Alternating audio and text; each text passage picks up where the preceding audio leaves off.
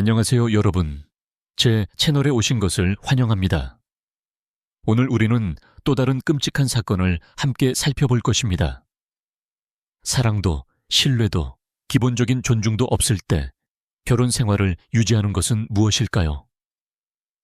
어떤 이들은 아이들을 위해 가정을 지키려 노력합니다. 다른 이들은 대중의 시선을 두려워하고 타인의 의견을 신경 쓰며, 또 어떤 이들은 종교적인 신념이나 이러한 요인들이 복합적으로 작용하여 멈추기도 합니다.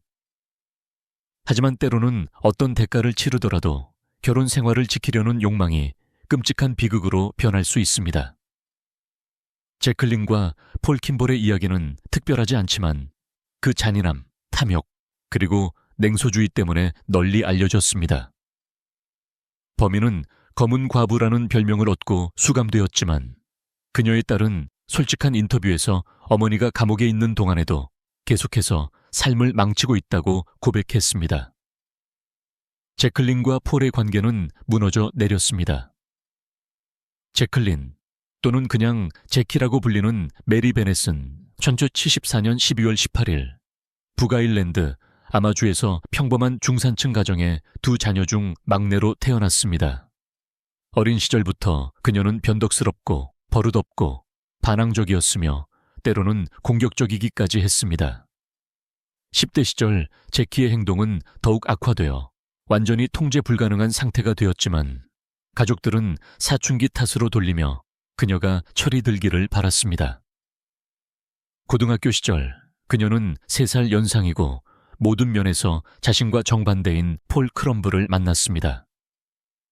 하지만 흔히 말하듯 정반대의 사람에게 끌리는 법이고 이 원칙은 여기서 완벽하게 들어맞는 듯 했습니다. 폴은 종교적인 가정 출신의 겸손하고 수줍음 많은 청년으로 공부도 잘하고 재능이 있으며 유망하다고 여겨졌습니다. 제클린의 대담함, 에너지, 그리고 자신감은 그를 매료시켰습니다. 그녀는 그가 진지한 감정을 가졌던 첫 번째이자 아마도 유일한 여자였을 것입니다. 제키의 부모님은 딸의 선택을 승인하고 폴을 환영했습니다. 그가 딸을 더 차분하고 분별 있고 이성적으로 만들어줄 것이라고 믿었기 때문입니다. 때로는 그녀의 가족이 제키 자신보다 폴을 더 잘 대해주는 것처럼 보였고 만난 날부터 그를 가족의 일원으로 받아들였습니다. 하지만 폴의 부모님은 아들의 선택에 대해 신중했지만 어린 커플의 관계를 막지는 않았습니다. 학교 친구들 또한 그 커플이 어울리지 않는다고 생각했습니다. 제키는 종종 갈등을 일으키고 신체적인 힘으로 해결하려 했던 반면 폴은 폭력을 피하며 모든 것을 평화롭게 해결하려 했습니다. 그는 친절하고 개방적이며 매우 책임감 있는 사람으로 여겨졌고 항상 약속을 지키고 언제든지 다른 사람을 도울 준비가 되어 있었습니다. 나이에 비해 친절하고 분별 있으며 성숙한 청년으로 묘사되었습니다. 17세에 제클린은 남자친구의 아이를 임신했고 즉시 그에게 알렸습니다. 당시 그녀는 고등학교 마지막 학년이었고 20세의 폴은 이미 대학생이었습니다. 이 사실을 알게 된 폴은 즉시 그녀와 결혼하여 그녀와 아이에 대한 모든 책임을 지겠다고 선언했습니다. 제클린은 가정생활이나 아이를 키울 준비가 되어 있지 않았지만 임신 중절은 생각할 수도 없는 일이었습니다. 폴도 그의 종교적인 가족도 그런 중대한 죄를 용납하지 않았을 것입니다. 그래서 폴은 반지를 사서 제키에게 공식적으로 청혼했고 그녀는 받아들였습니다. 두 사람은 1992년에 가장 가까운 가족, 친구들과 함께 소박한 결혼식을 올렸습니다. 흥미롭게도 결혼식 며칠 전, 폴은 가장 친한 친구에게 자신과 제클린은 모든 면에서 너무 다르다고 고백하며 그녀의 감정의 진실성을 의심하고 그녀의 성미 때문에 두렵기까지 하다고 털어놓았습니다. 신랑은 또한 자신이 그녀를 진정으로 사랑하는 것인지 아니면 단지 동정심과 의무감을 느끼는 것인지 의심했지만 다른 여자와 사귀어 본 적이 없었기 때문에 비교할 대상이 없었습니다. 그의 친구는 주의 깊게 듣고 폴에게 결혼을 말리려 했습니다. 그가 인생 최대의 실수를 저지르고 영원히 불행해질 수 있다고 경고했습니다. 하지만 폴은 자신의 아이를 임신한 여자를 떠날 수 없다며 확고했습니다. 게다가 그는 모성애가 제클린의 성격을 더 좋게, 전반적으로 더 부드럽고 차분하게 만들어줄 것이라고 믿었습니다. 폴은 최선을 바라며 희망을 가졌지만 자신이 얼마나 틀렸는지는 전혀 알지 못했습니다. 사랑 없는 가정생활. 1993년 초, 어린 부부는 첫째 아이인 딸 다니엘을 맞이했습니다. 6년 후, 제클린은 아들 아담을 낳았습니다. 폴은 가족의 유일한 가장으로서 그들이 부족함 없이 살도록 했습니다. 둘째 아이가 태어난 후 부부는 더 넓은 집을 찾기로 결정하고 아마에 있는 아늑한 침실 3개짜리 타운하우스를 구입했습니다. 2000년에 이사했습니다. 그때까지 폴은 수석기계 엔지니어 직책을 맡아 안정적인 급여를 벌고 있었습니다. 하지만 그의 아내는 집안일을 관리하고 아이들을 키우는 것을 선호한다며 일할 생각을 하지 않았습니다. 하지만 그녀는 둘 다 특별히 잘하지 못했습니다. 제키는 이기적이고 게으르고 성미가 급했으며 심지어 아이들에게도 종종 공격성을 보였습니다.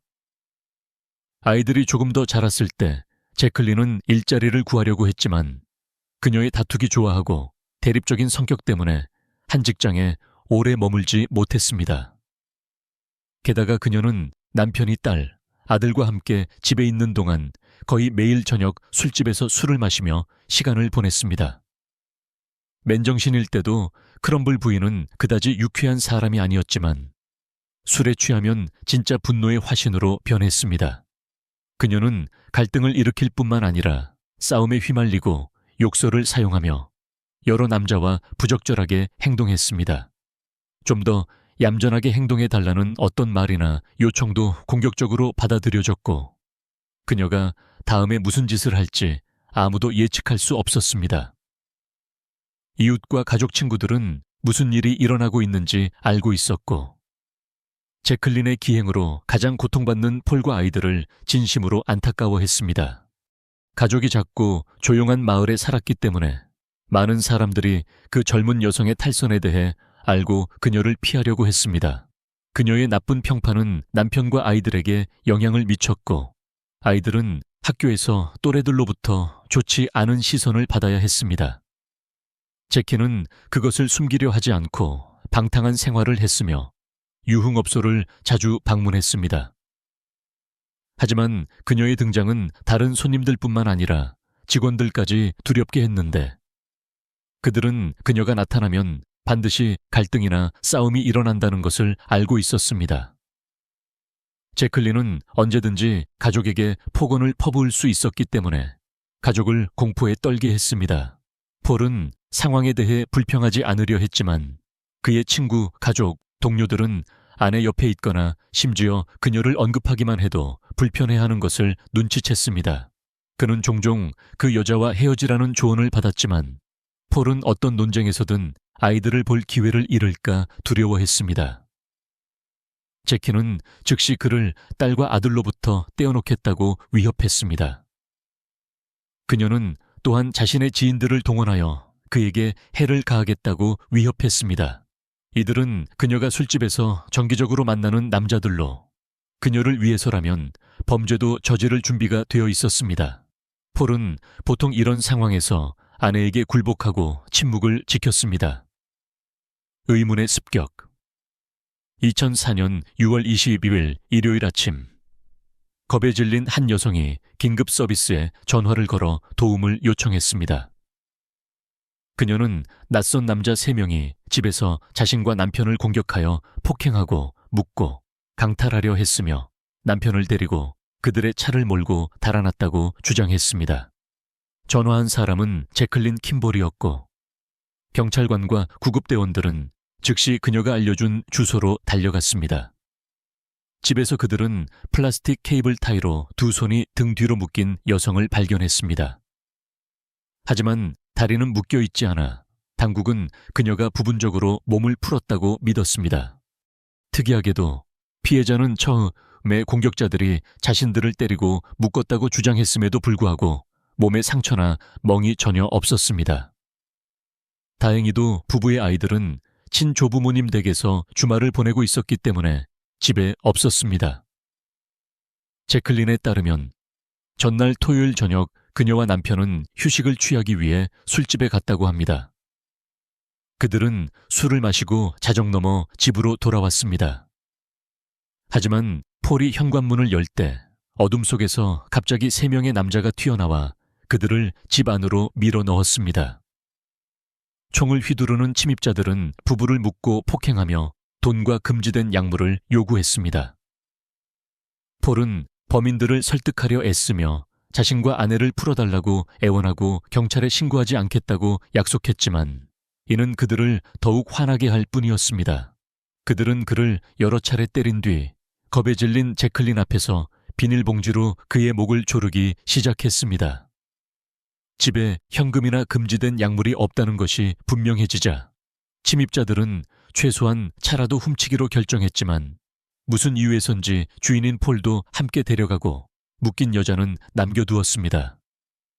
범인들이 폴을 데리고 차를 몰고 떠난 후 제클린은 혀를 사용해 간신히 전화기에 닿아 경찰에 신고했습니다. 그녀는 남편이 아직 살아있을지도 모른다며 형사들에게 즉시 그를 찾아 구해달라고 애원했습니다. 하지만 고통스러운 상황에도 불구하고 그 여성은 의심스러울 정도로 침착하게 보이고 행동했습니다. 당국이 그 순간 그녀를 불신할 이유는 없었지만 트렁크에서 발견된 훼손된 시신, 부부의 차는 즉시 주 저녁에 실종 신고되었고 수사관들은 범죄 현장에서 증거를 수집하기 시작했습니다. 그들은 공격자들에 대한 어떤 세부 정보라도 얻으려 했지만 제클린은 범인들이 마스크를 쓰고 있었다고 주장했습니다. 그녀는 옷차림, 말투의 특징, 절뚝거림 등 어떤 구별되는 특징도 기억해내지 못했습니다. 그녀가 말할 수 있었던 것은 그들이 3명이었고 모두 남자였다는 것뿐이었습니다. 수색이 시작된 지 하루도 차에 되지 않은 월요일 아침, 부부의 차는 공격이 일어났던 집에서 불과 3마일 떨어진 곳에서 버려진 채 발견되었습니다. 차는 오랫동안 비어있던 집 옆에 한적한 골목에 주차되어 있었습니다. 트렁크 안에는 구타와 고문에 명백한 흔적이 있는 훼손된 차 주인의 시신이 있었습니다. 35세 남성의 두 손은 등 뒤로 묶여 있었고 다리는 케이블 타이로 묶여 있었으며 얼굴과 몸은 수많은 멍으로 뒤덮여 있었습니다. 제키는 이 끔찍한 발견에 대해 들었을 때 놀라울 정도로 침착하게 반응했습니다. 남편이자 아이들의 아버지의 잔인한 죽음이 그녀를 별로 괴롭히지 않는 것처럼 보였습니다. 그녀는 놀라움과 고통을 가장하려 했지만 눈물 한 방울 흘리지 못했고 말 그대로 언제 차를 돌려받을 수 있는지 물었습니다. 순식간에 이 모든 것이 매우 의심스러워 보였고 법집행기관은 주요 용의자인 젊은 미망인을 더 자세히 조사하게 되었습니다. 처음에 제클린의 진술은 의심받지 않았고 유일하게 신빙성 있는 설명으로 간주되었습니다. 그러나 두 아이를 둔 미망인의 이상한 행동은 법집행기관으로 하여금 그녀가 거짓말을 하고 있을지도 모른다고 의심하게 만들었습니다. 곧 그녀와 폴의 결혼 생활이 오랫동안 파탄나 있었으며 그녀가 결코 모범적인 아내나 어머니가 아니었다는 사실이 밝혀졌습니다. 이웃과 지인들뿐만 아니라 그녀의 자녀와 부모조차 그녀에 대해 나쁘게 말했습니다. 또한 제키가 로저 퍼거슨이라는 남자와 몇 달 동안 만나고 있었다는 사실도 드러났습니다. 그는 아마에서 농장을 소유하고 있었고 어머니와 함께 살고 있었습니다. 그녀와 킴볼은 시내의 여러 유흥업소에서 함께 술을 마시는 모습이 자주 목격되었습니다. 게다가 로저는 남편이 일하고 아이들이 학교와 어린이집에 있을 때 유부녀인 그녀의 집을 방문했습니다. 훼손된 시신이 실린 차가 발견된 바로 다음 날, 제클린은 피해자에서 주요 용의자로 바뀌었고 로저는 공범 가능성이 있는 인물로 여겨졌습니다. 그 여성은 슬퍼하는 미망인처럼 보이지 않았고 차를 돌려받는 것에 훨씬 더 관심이 많았습니다. 더욱이 무장 강도단의 공격에 대한 그녀의 설명은 믿기 어려웠습니다. 조용한 마을에서 이런 일은 전에 한 번도 일어난 적이 없었습니다. 그리고 그들은 어디로 사라졌을까요?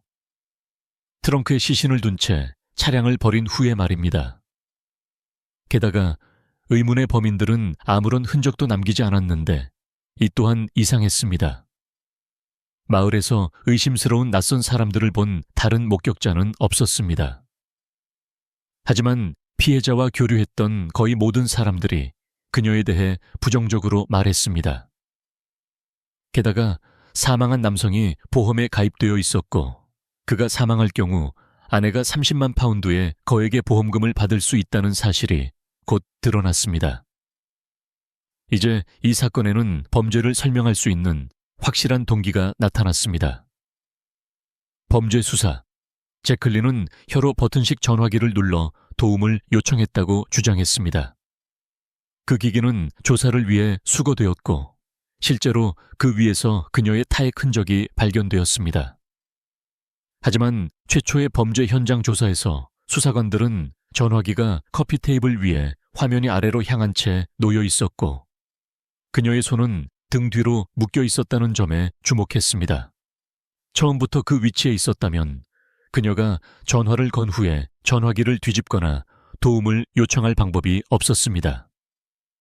부부의 집 컴퓨터 검색 기록에서 이상한 검색어들이 발견되었습니다. 누군가 몇 달 동안 피보험자가 사망할 경우에 생명보험금 지급액과 절차에 대한 정보를 찾아보고 있었습니다. 제클린은 이에 대해 직접적인 질문을 받았을 때 아무것도 모른다고 말하며 아마도 폴이 관심 있었을 것이라고 암시했습니다. 범죄의 잠재적 공범으로 여겨졌던 로저 퍼거슨은 확실한 알리바이가 있었습니다. 그의 어머니는 아들이 몸이 좋지 않아 집에서 밤을 보냈으며 새벽 1시 30분경에 아들의 위장 문제를 치료할 약을 찾기 위해 가정용 약장을 뒤지고 있었다고 주장했습니다. 노부인의 설득력 있는 증언에도 불구하고 그들은 아직 그녀의 아들을 용의자 명단에서 제외하지 않았습니다. 경찰은 범행 당일 밤 용의자들의 휴대폰 신호를 통해 위치를 추적하기로 결정했습니다. 로저가 그의 어머니가 주장한 대로 집에 없었다는 것을 발견했습니다.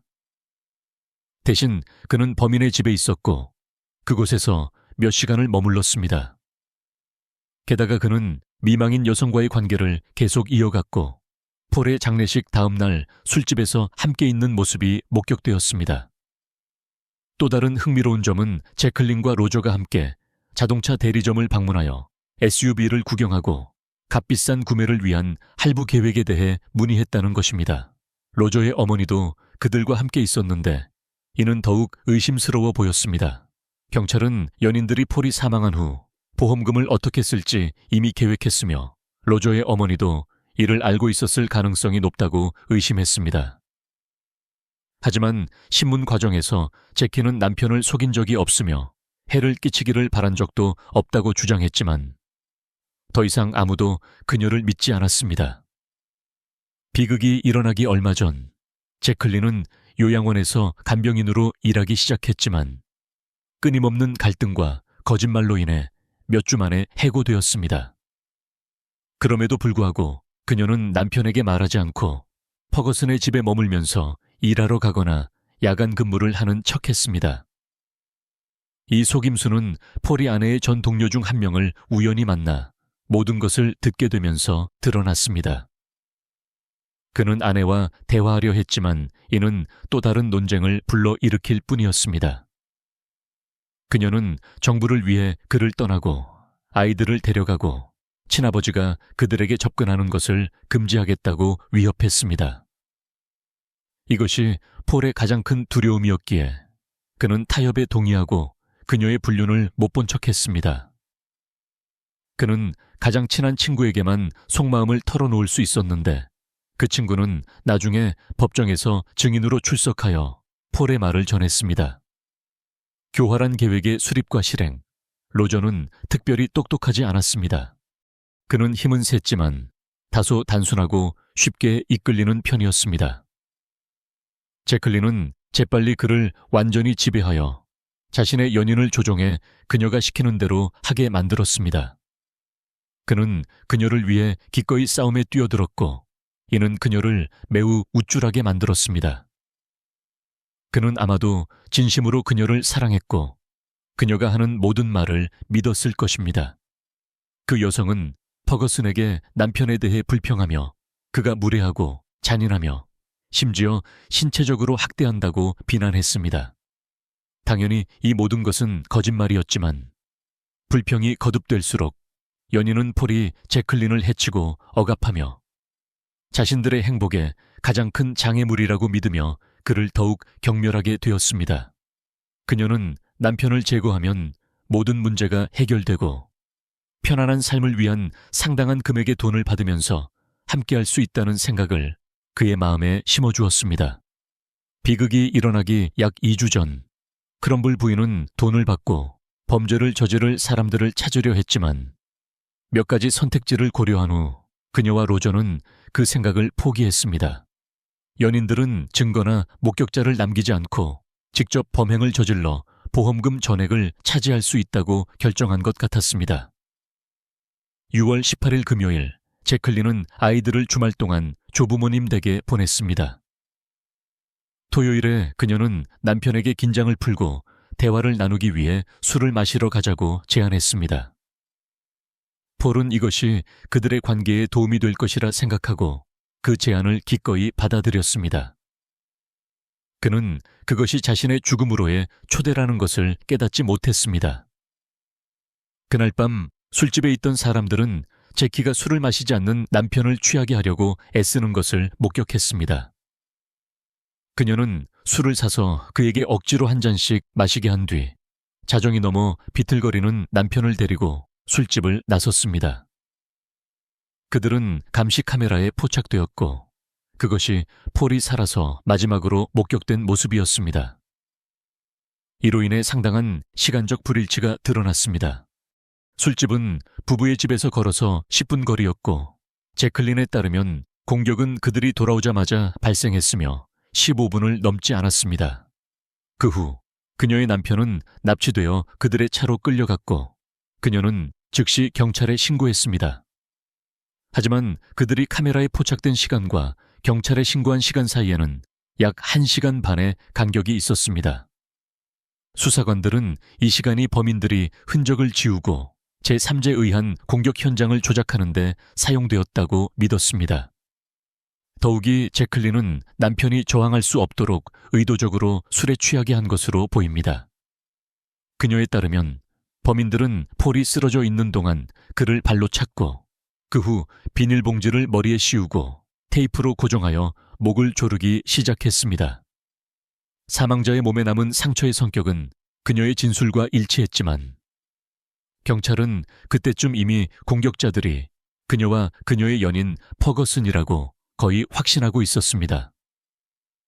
반박할 수 없는 증거, 오랫동안 철저한 현장 감시 끝에 형사들은 부분적으로 지워진 남성 신발 자국을 발견했습니다. 명백히 지우려 했지만 제대로 지워지지 않은 흔적이었습니다. 밑창 무늬는 로저의 신발과 일치했지만 이 증거는 정황 증거로 간주될 수 있었습니다. 하지만 부엌에는 범인 커플에 대한 더 확실한 다른 증거들이 있었습니다. 쓰레기통에서는 로저의 타액이 묻은 담배꽁초가 발견되었고 제클린의 손을 묶었던 케이블 타이에서는 그의 부분적인 지문이 나왔습니다. 더욱이 사망자의 손과 발을 묶은 타이에서는 퍼거슨의 지문이 발견되었고 피해자를 질식시키는 데 사용된 봉지에서도 땀과 기름 등 두 연인의 흔적이 모두 발견되었습니다. 수사는 또한 이 잔혹한 범죄의 또 다른 참가자인 콜린 로빈슨이라는 이름의 로저의 미성년자 지인을 밝혀냈습니다. 로저는 공격 당일 밤 그에게 전화를 걸어 구체적으로 명시하지 않은 무언가를 도와달라고 부탁했습니다. 그 10대는 자신의 차를 몰고 로저의 요청에 따라 길 끝에 차를 세운 뒤 눈에 띄지 않기 위해 집까지 걸어갔습니다. 콜린은 무슨 일이 일어나고 있는지 깨달았을 때 도망치고 싶었지만 로저는 그를 위협하고 칼로 협박하여 시신을 차로 옮기고 트렁크에 싣는 것을 돕도록 강요했습니다. 그 후 그들은 차를 한적한 곳으로 몰고 가 버렸습니다. 처음에 겁에 질린 젊은이는 범죄 연루를 부인했지만 두 번째 신문에서 무너져 자백하기 시작했습니다. 재판과 선고, 수사는 몇 달 동안 계속되었습니다. 이 기간 동안 그들은 부인할 수 없는 증거를 수집하고 모든 증인을 신문했으며 범죄의 세 번째 참가자로부터 자백을 받아냈습니다. 그러나 범인들에 대한 재판은 폴 킴볼이 목숨을 잃은 지 거의 3년이 지난 2007년 봄에야 시작되었습니다. 2007년 5월 7일 제클린과 로저는 보험금을 노린 계획적인 범죄로 유죄 판결을 받았습니다. 미망인은 20년의 징역형을 선고받았고 그녀의 연인이자 공범은 8년을 선고받았습니다. 젊은 공범인 콜린 로빈스는 범인들을 돕고 진실을 은폐하려 한 혐의로 3년형을 선고받았습니다. 로저의 연로한 어머니 또한 위증과 아들에게 거짓 알리바이를 제공한 책임에서 벗어날 수 없었습니다. 하지만 그녀의 고령과 심각한 건강 문제를 고려하여 1년의 보호 관찰 처분만 내려졌습니다. 자신의 아이들에게 복수하다. 감옥에서도 제클린은 가족의 삶을 계속 망쳤습니다. 그녀는 법정에서 아무도 자신을 지지하지 않았고 개인적으로 그녀를 아는 모든 사람들이 그녀가 감옥에 갔을 때 안도했다는 사실에 분노했습니다. 심지어 그녀의 친어머니조차도 제키 같은 사람들은 사회에서 영원히 격리되어야 아무에게도 해를 끼칠 수 없다고 말했습니다.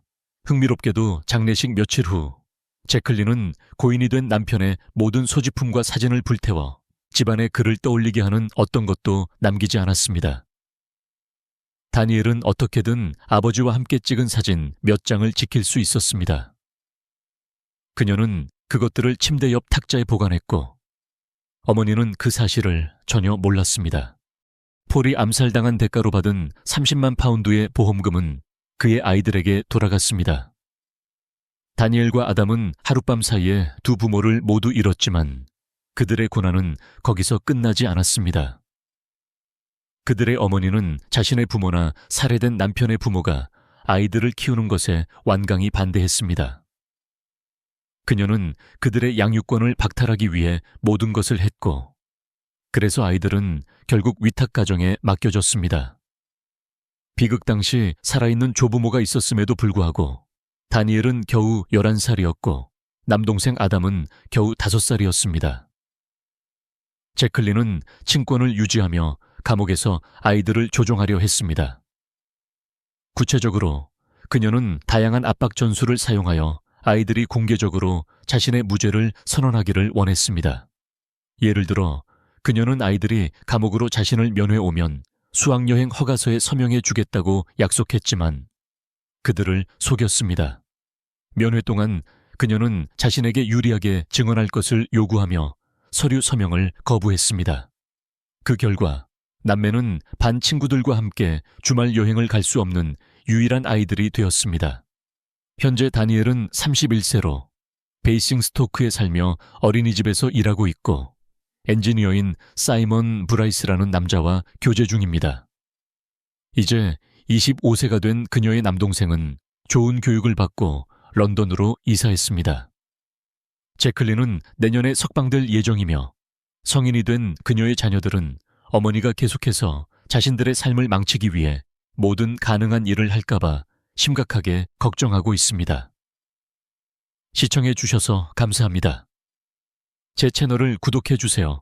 앞으로도 충격적인 이야기들이 많이 준비되어 있습니다.